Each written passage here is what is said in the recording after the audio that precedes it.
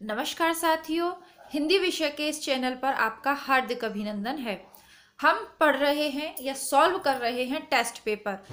तो इससे पहले के वीडियोस में हमने पहले 50 प्रश्न सॉल्व करे थे भाषा से संबंधित, भाषा उद्भव और विकास, नेट परीक्षा की इकाई फर्स्ट है वह।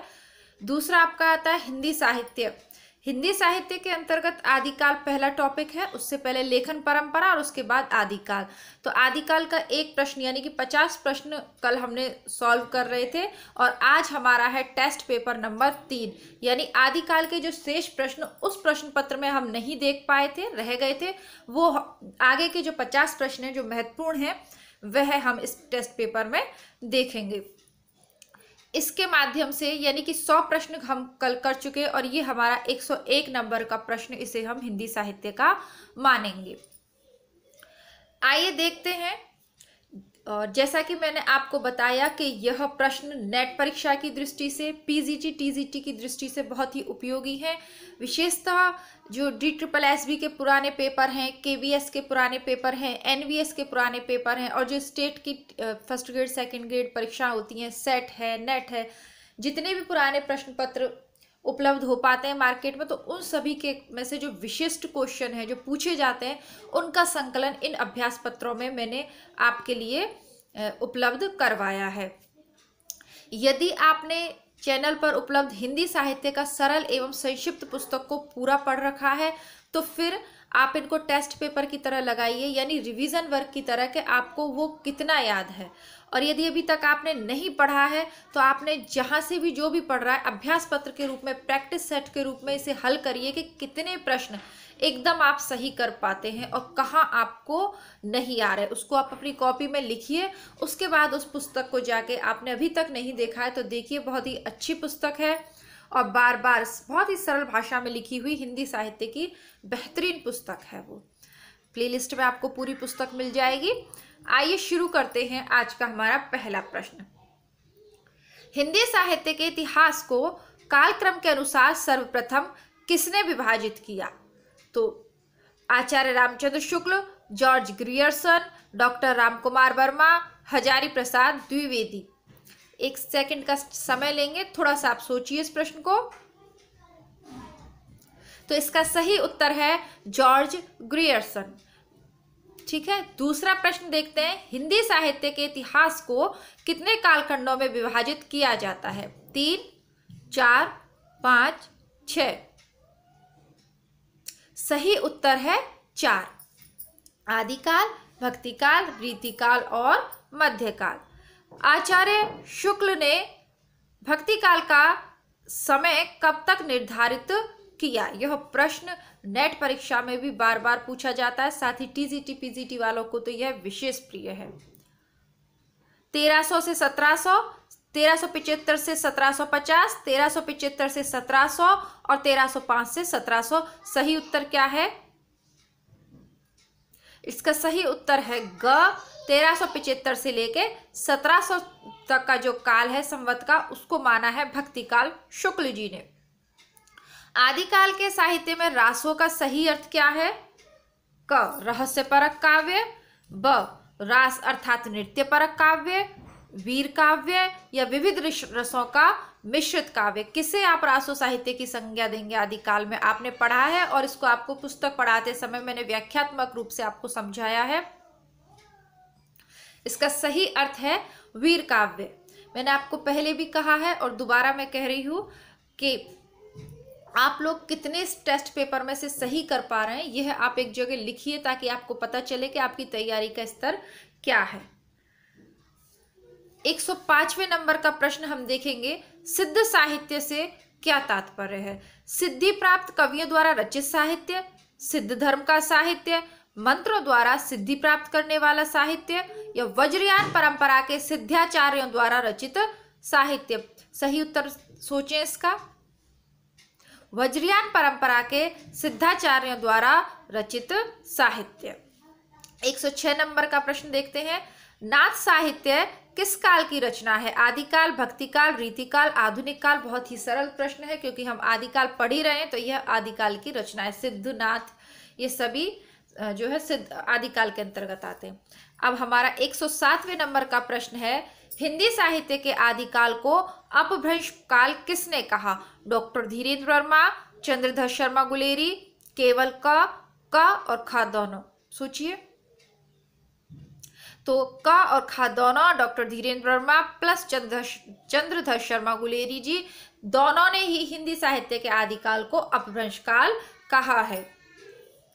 आदिकाल में खड़ी बोली को काव्य भाषा बनाने वाले प्रथम कवि, बहुत ही सरल प्रश्न है, अमीर खुसरो। और अपभ्रंश का वाल्मीकि किसे कहा जाता है? स्वयंभू, जिनविजय सूरी, पुष्पदंत, धनपाल। याद कीजिए, स्वयंभू। अपभ्रंश का वाल्मीकि स्वयंभू को कहा जाता है। रासो काव्य का प्रधान रस वीर है, दूसरा मुख्य रस कौन सा है? श्रृंगार, विभत्स, रौद्र या शांत? दूसरा प्रधान रस है श्रृंगार रस। या तो श्रृंगार का जो राजा हैं, उनके जो दरबारी कवि थे, उन्होंने उनके युद्धों का वर्णन किया और उनकी पत्नियों के साथ उनका जो वियोग संयोग श्रृंगार है उसका भी वर्णन किया है। सरहपाद को हिंदी का प्रथम कवि किसने माना? राहुल सांस्कृत्यायन, विभत्स, सॉरी ये विभत्स ऊपर का मिसप्रिंट हो गया है, कोई भी नाम लगा लीजिए आप इसकी जगह, हजारी प्रसाद द्विवेदी, जॉर्ज ग्रियर्सन। तो सरहपाद को हिंदी का प्रथम कवि माना है राहुल सांकृत्यायन जी ने। दोहा कोश ग्रंथ के रचनाकार का नाम बताइए। कबीर, सरहपा, स्वयंभू और शालिभद्र। तो सरहपा दोहा कोश के रचनाकार हैं। देखिए, कुछ प्रश्न रिपीट हो सकते हैं पुराने प्रश्न पत्र में, जैसा कि मैंने आपको कहा कि बहुत सारे पुराने प्रश्न पत्रों का संकलन होता है, जहां कहीं से भी वो मिलते हैं, लिखते हैं बार बार उनको, और फिर एक उन सब की समरी करके एक जगह आदिकाल के प्रश्न छांटे जाते हैं, एक जगह भक्ति काल के, फिर प्रिंट करवाना, और ये एक लंबी प्रक्रिया होती है। तो इसमें कुछ रिपीट हो सकते हैं, उसमें कोई नुकसान वाली बात नहीं है। फायदा ये है कि अगर उस प्रश्न पत्र में कुछ छूट गया तो उसकी पूर्ति यहाँ हो जाएगी। अपभ्रंश का भवभूति किस कवि को कहा गया है? शालिभद्र सूरी, स्वयंभू, पुष्पदंत और धनपाल। देखिए, स्वयंभू को अपभ्रंश का वाल्मीकि कहा गया है, कंफ्यूज नहीं होना है। इसी तरीके के प्रश्न हम श्योर होते हैं कि हमारा प्रश्न पत्र बहुत अच्छा गया होगा, लेकिन रिजल्ट आते ही उसमें बहुत नंबर कम हो जाते हैं, कुछ इसी तरीके के असमंजस में डालने वाले प्रश्नों की वजह से। तो पुष्पदंत को कहा गया है अपभ्रंश भाषा का भवभूति, और अपभ्रंश का वाल्मीकि कहा गया है स्वयंभू को। संदेश रासक के रचनाकार का नाम है अब्दुल रहमान। संदेश रासक के रचनाकार का नाम है अब्दुल रहमान। सिद्धों की संख्या कितनी मानी गई है? 101, 80, 108 या 84? तो सिद्धों की संख्या 84 मानी गई है। नाथ संप्रदाय के प्रवर्तक थे चौरंगीनाथ, गोरखनाथ, मच्छिंद्रनाथ और ब्रह्मनाथ। तो ये गोरखनाथ जी थे नाथ संप्रदाय के प्रवर्तक। सिद्ध और नाथ कवियों से अधिक प्रसिद्ध इनमें से कौन थे? तुलसी, जायसी, कबीर या सूर? तो कबीर बहुत प्रसिद्ध थे, क्योंकि देखिए ये तुलसी और ये सूर तो भक्ति काल के कवि हैं, जायसी भी भक्ति काल के। तो सिद्ध और नाथ कवियों में प्रसिद्ध तो कबीर ही हुए, क्योंकि ये भी भक्ति काल के हैं, ये भी भक्ति काल के हैं कबीर भी। लेकिन कबीर में नाथ साहित्य की विशेषताएं कबीर के जो रचनाएं हैं या जो दोहा हैं उनमें देखने को मिलती हैं। इनमें से कौन नाम मिश्र बंधु में नहीं आता? श्याम बिहारी, सुखदेव बिहारी, गणेश बिहारी और ब्रह्मदेव बिहारी। यहाँ ब्रह्मदेव बिहारी दिया गया है, लेकिन अधिकतर परीक्षाओं में इसे कृष्णदेव बिहारी पूछा जाता है, और ये बार बार पूछे जाने वाला प्रश्न है। आपको याद रखना है कि ये वाला ऑप्शन गलत है। श्याम, सुख और गणेश ये तीनों मिश्र बंधुओं के अंतर्गत आते हैं। आदिकालीन हिंदी साहित्य में किस प्रवृत्ति का अभाव है? तो राष्ट्रीय चेतना का बिल्कुल ही वहां पे अभाव है। प्रकृति चित्रण भी है, श्रृंगार भी है, थोड़े बहुत भक्ति की रचनाएं भी मिल जाती है। वैसे मुख्यतः वीर काव्य मिलता है, लेकिन राष्ट्रीय चेतना का भाव वहां नहीं मिलता, क्योंकि जो वीरता है वो अपने अपने क्षेत्र के लिए, पूरे राष्ट्र के लिए कोई एक इस तरीके का राजा नहीं था। आचार्य रामचंद्र शुक्ल ने इनमें हिंदी का प्रथम महाकवि किसे माना है? चंद्रवरदाई। गोरखनाथ के गुरु कौन थे? मत्स्येंद्र नाथ, या जिन्हें लोकल देशी भाषा में मच्छिंद्र नाथ भी कहते हैं। कौन सी रचना आदिकाल की नहीं है? पृथ्वीराज रासो, विद्यापति पदावली, आल्हा खंड या पद्मावत। तो हम सभी जानते हैं पृथ्वीराज रासो को लिखा था चंद्रवरदाई ने, विद्यापति पदावली विद्यापति जी की है, आल्हा खंड जगनीक का है, आल्हा खंड का ही दूसरा नाम परमाल रासो है, अथवा पद्मावत जायसीकृत है और जायसी भक्ति काल के कवि हैं। आदिकाल के साहित्य की प्रमुख भाषा इनमें से कौन सी थी? डिंगल तथा पिंगल, अवधि, अपभ्रंश और ब्रिज। तो अवधि और ब्रिज तो भक्ति काल में मिलती हैं, अपभ्रंश और डिंगल तथा पिंगल इनमें से आपको देखना है। तो आदिकाल का जो साहित्य है वो डिंगल तथा पिंगल में लिखा हुआ है। गार्सदा स्वीकृत हिंदी साहित्य का इतिहास किस भाषा में लिखा है? फ्रेंच भाषा में इसको लिखा है अथवा फ्रांसीसी भाषा में। हिंदी साहित्य का सुव्यवस्थित इतिहास सर्वप्रथम किसने लिखा? तो आचार्य रामचंद्र शुक्ल ने। पूर्व में भी यह प्रश्न आया, देखिए सुव्यवस्थित इतिहास किसने लिखा और काल क्रम के अनुसार सर्वप्रथम किसने विभाजित किया। दोनों प्रश्नों में कंफ्यूज नहीं होना है। काल क्रम के अनुसार सर्वप्रथम जॉर्ज ग्रियर्सन ने विभाजन किया था, उसी को परिष्कृत और परिमार्जित करके शुक्ल जी ने अपना ग्रंथ प्रस्तुत किया था, है ना। तो व्यवस्थित शुक्ल जी ने किया, लेकिन पहले काल क्रमानुसार वर्णन यदि किया तो वो ग्रियर्सन ने। विद्यापति पदावली की भाषा मैथिली है और विद्यापति को इसीलिए मैथिल कोकिल भी कहा जाता है। भक्ति की निष्पत्ति श्रद्धा और प्रेम के योग से होती है, यह कथन किसका है? तो यह शुक्ल जी का है। श्रद्धा और भक्ति नामक निबंध हमारे साहित्य उसमें लगा भी हुआ है सिलेबस में, नेट के में, और बहुत ही इनका प्रसिद्ध निबंध है। तो यह सीधा सीधा सा श्रद्धा और भक्ति शुक्ल का निबंध है, उससे लिया हुआ पंक्ति है। सूफी प्रेमाख्यान काव्य धारा भक्ति काल की किस शाखा के अंतर्गत है? सूफी प्रेमाख्यान काव्य धारा, जिसके की प्रमुख कवि जायसी हैं, निर्गुण काव्य के अंतर्गत है। पद्मावत किस भाषा में रचित है? तो अवधि में रचित है। पद्मावत की कथा में किस मुगल बादशाह का प्रसंग आया है? तो औरंगजेब का प्रसंग वहां कहीं आया होगा। वैसे तो अलाउद्दीन खिलजी और रतन सेन का है, लेकिन कहीं ना कहीं उसमें औरंगजेब का प्रश्न भी आया है।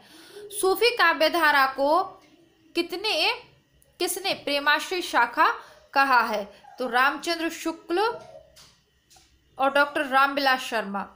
रामविलास शर्मा ने भी इसका थोड़ा सा आगे बढ़कर विभाजन किया है, तो ये इसका सही उत्तर है रामचंद्र शुक्ल।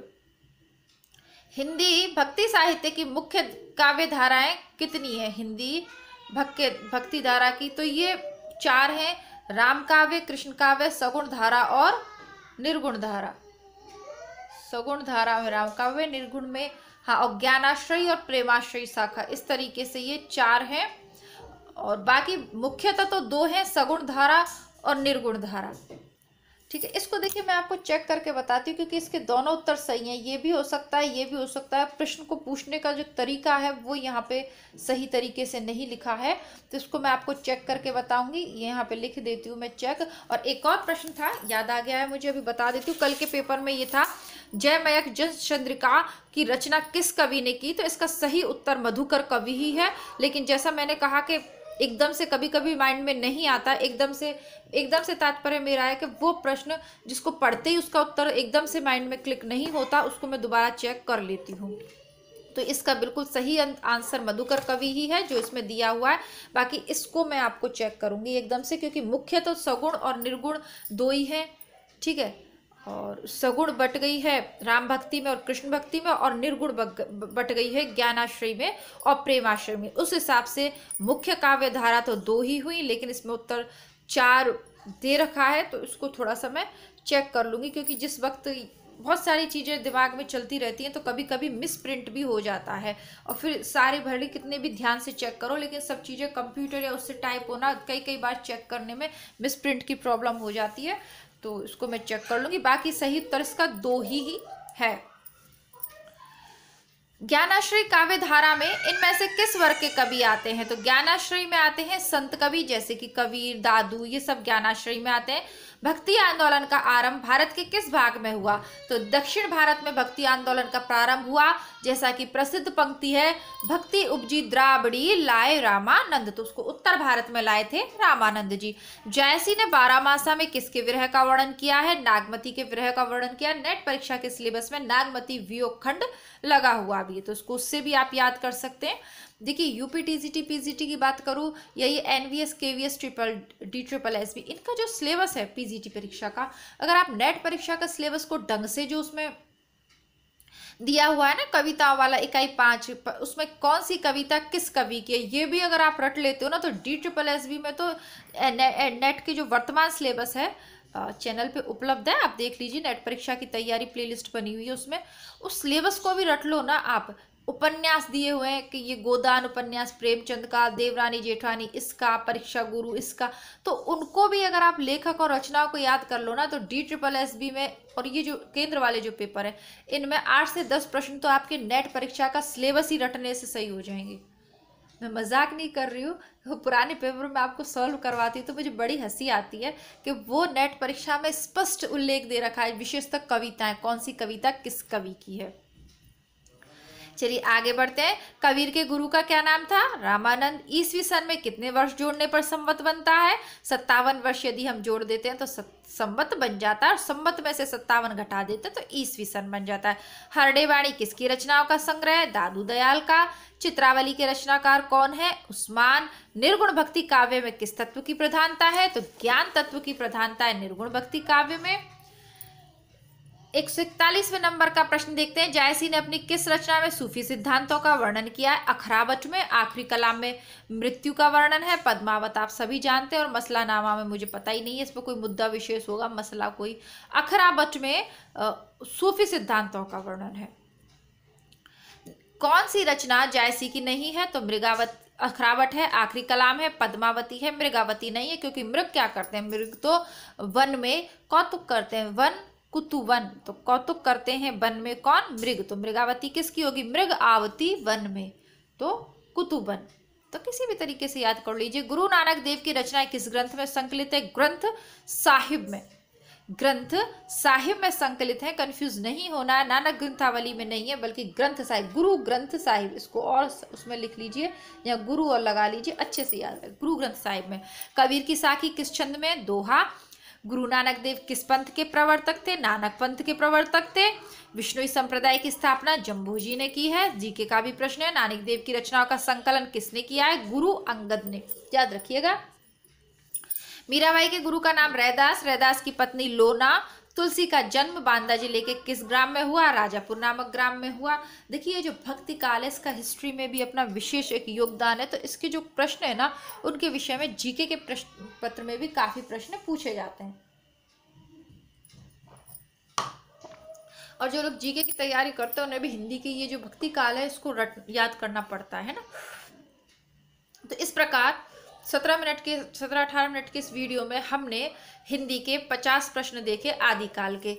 अब हम कुल अब तक प्रश्न टेस्ट पेपर 3 तक हम 150 प्रश्न हिंदी साहित्य के हल कर चुके। इसी तरीके से करते करते हम लोग 2,500 से 3,000 प्रश्न लगभग तैयार कर लेंगे इस सीरीज में। आपको कुछ नहीं करना है, बस वीडियो को लाइक करना है। आप लोगों की बहुत गलत बात है कि इतनी मेहनत को भी आप लोग लाइक नहीं करते हैं। वीडियो आप लोग देख लेते हैं, वीडियो देख रहे हैं इसका मतलब आपको वीडियो अच्छा लग रहा है। अच्छा लग रहा है तो लाइक करने में क्या परेशानी है भाई? पता ही नहीं चलता कि आपके लिए यूजफुल है या नहीं। कमेंट भी जरूर करें, लाइक करें, अधिक से अधिक दोस्तों में से शेयर करें। मिलते हैं कल नए वीडियो के साथ, भक्ति काल के साथ। तब तक के लिए नमस्कार, जय हिंद।